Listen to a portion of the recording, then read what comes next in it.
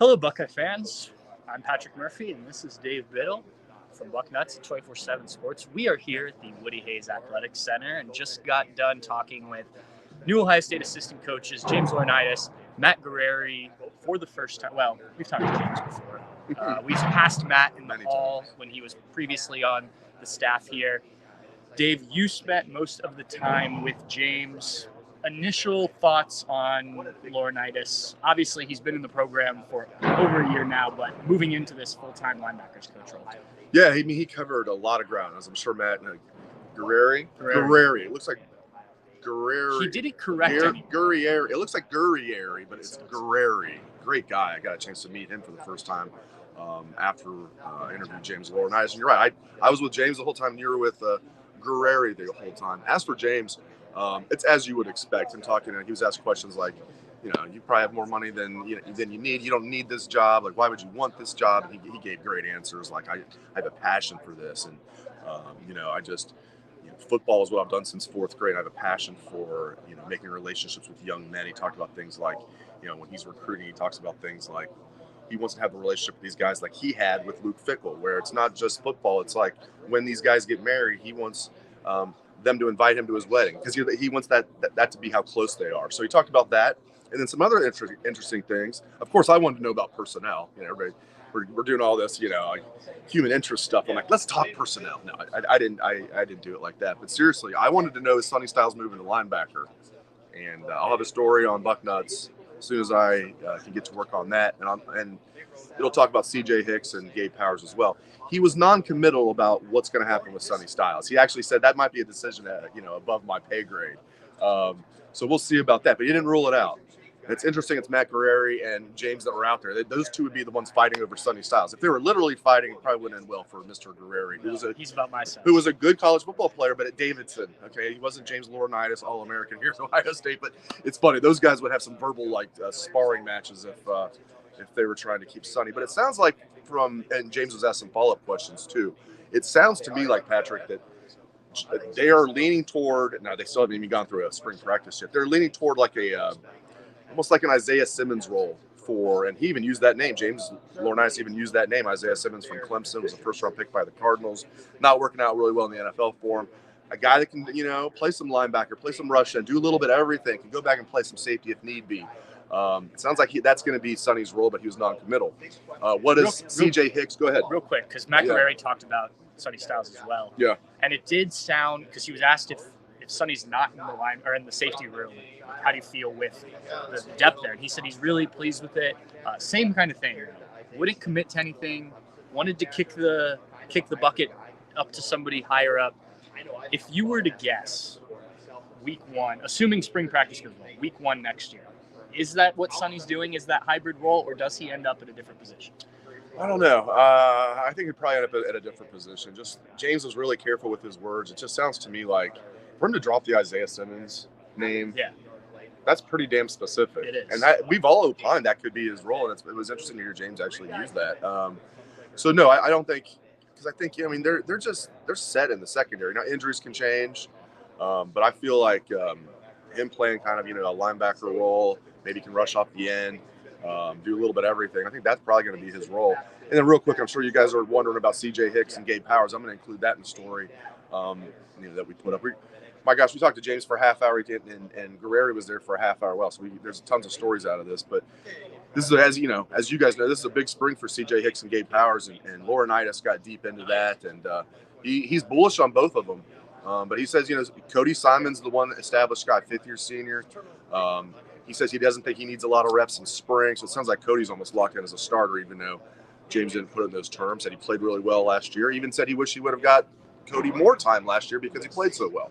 But he said C.J. Hicks and Gabe Powers need to step up. Who's going to be that second starter? And he's confident in both of them. They're entering their third year. Now's the time. He talked about some other guys as well they have, like Arvell Reese. He seems like Arvell Reese. So we'll see. But this is a big spring for C.J. Hicks and Gabe Powers. They need to be guys that can not just be bodies out there, but guys that can be like impact players for the Buckeyes this year, because they do have talent at linebacker. Obviously, C.J. Hicks 5-star, Gabe Powers 4-star. They've got some other talent too, but not a lot of depth. That's mitigated by the fact that only two guys play at linebacker at a time, but still, you'd like a little bit more depth there, so hopefully they stay healthy. The two names that came up the most with Matt Guerrieri when it comes to safeties, Caleb Downs, Lathan Ransom. And Lathan Ransom is a guy that Matt Guerrieri got to know well during his first tenure here as an analyst. He talked about how he'd never been an analyst before, didn't really know what that role meant before he got here. But that he has a relationship with Lathan. But then he had to come back, and like with everybody else here, you have to really work to get those relationships back. They don't just necessarily pop right back up. It's not starting over from square one, but it's building it back after a year or so away. He's excited about Lathan, said Lathan is healthy. He should be. He didn't want to overstep the medical staff, but he was like, should be good to go for spring. So that's a good sign. Now, how much he actually does in spring, we'll see, given how many snaps he's taken the last couple of years. Caleb Downs, though, is a guy you could tell he's very excited about. And we talked to him. We know why. He really emphasized the fact that he can take what you teach him and put it on the field at a high level, especially for a guy who's just coming off his freshman season. And look, guy led Alabama in tackles, so this isn't a surprise. But to be able to do that and not just go out there and play, but you also understand what happens in the meetings and you can teach other people and things like that is above where you normally expect, even a really talented freshman at the safety position. So that was, I thought, really interesting about those two guys. Did anybody joke with him? Because this is going to be one of my questions it wouldn't have been my first question, like off the bat. But did anybody joke with Guerrieri, like, there's inheriting a really good situation, and then there's inheriting what you're inheriting. Like it's crazy. I mean, Lathan, I didn't even think that wasn't even on my radar that he'd come back for a fifth year. When he got hurt, I just figured he'd get ready for the draft. In fact, I had a source tell me that was the initial plan. Obviously, all these guys are getting taken care of with NIL, and that's why such a bunch of guys came back that I didn't expect would come back, and it's awesome. But you get Lathan Ransom as a fifth-year senior, and like you said, Guerrieri's been here, before, so he's already worked with Ransom. And you get Caleb Downs, who, in my opinion, and maybe you could say he's already a superstar. He's going to be an immediate superstar here. And then you've got depth. I mean, Malik Hartford looked good as a true freshman last year. He's a backup. Jahad Carter was a good player at Syracuse. Anyway, now I've just rambled on. Did anybody joke with him about that? Yeah, it was asked, you come from a place like Indiana, and he even called Indiana, he mentioned Duke as those are schools where you develop. They're developmental schools. And I asked, how you take that and use it at Ohio State. He's like, you still have to develop at Ohio State. It says over there on the wall, developed here. That's that thing, right? So you just start at a higher level with a Lathan Ransom, with a Caleb Downs, with the guys that you recruit.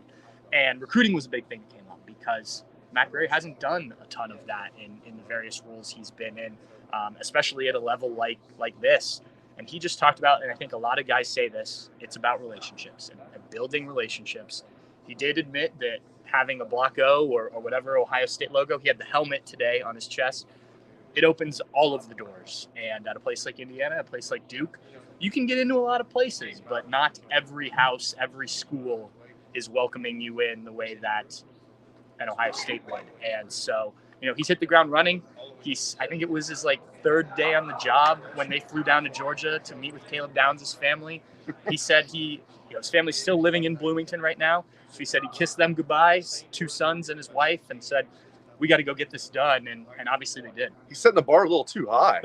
You're going to go get this superstar. Say, now every offseason is going to be right. I mean, come on, man. I mean, you didn't get a Caleb Downs this offseason. What are you doing? Right. Well, and a guy who was obviously crucial in that was Tim Walton, who's just been hitting them out of the park when it comes to recruiting.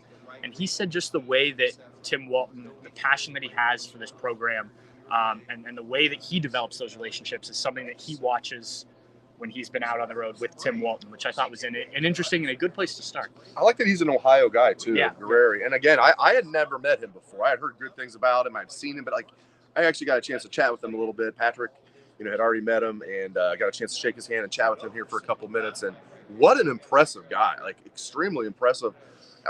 He just checks a lot of boxes, as we said. It's Indiana, but his experience as a D coordinator in the Big Ten already. When he was 33, he's only 34 years old. And he's from Ohio. Is it Willoughby Hills? Willoughby Hills. Yeah, Willoughby Hills. That sounds right.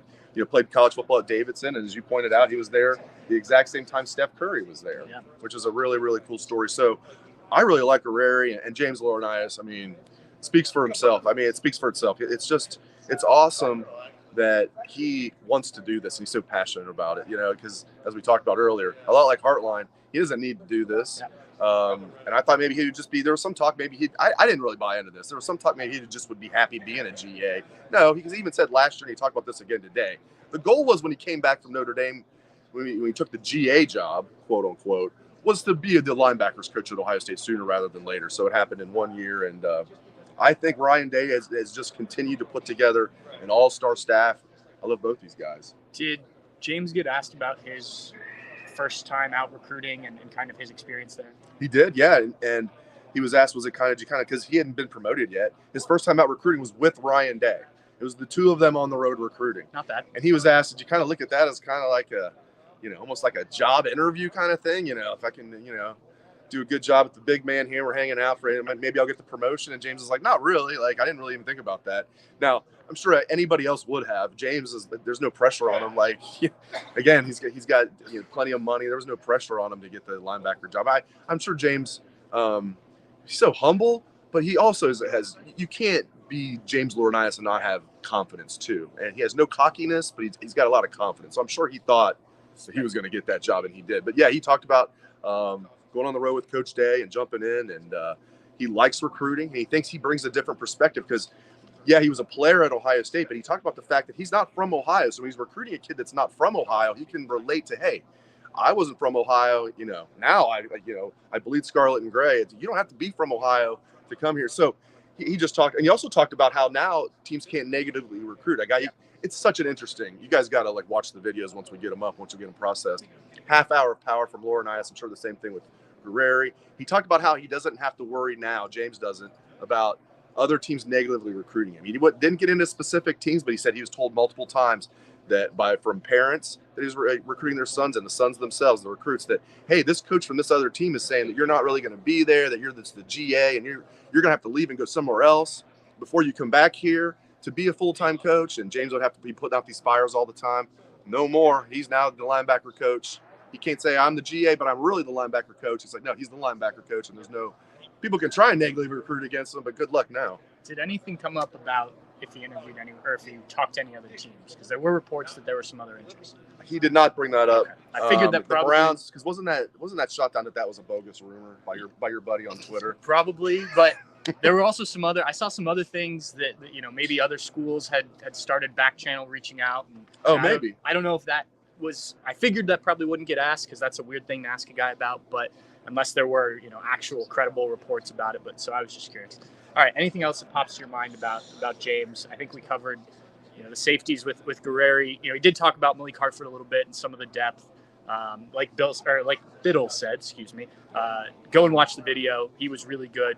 Both of these guys, young, energetic guys that I think are going to bring a lot to their position rooms and to the defense as a whole as they continue to try and build on last year.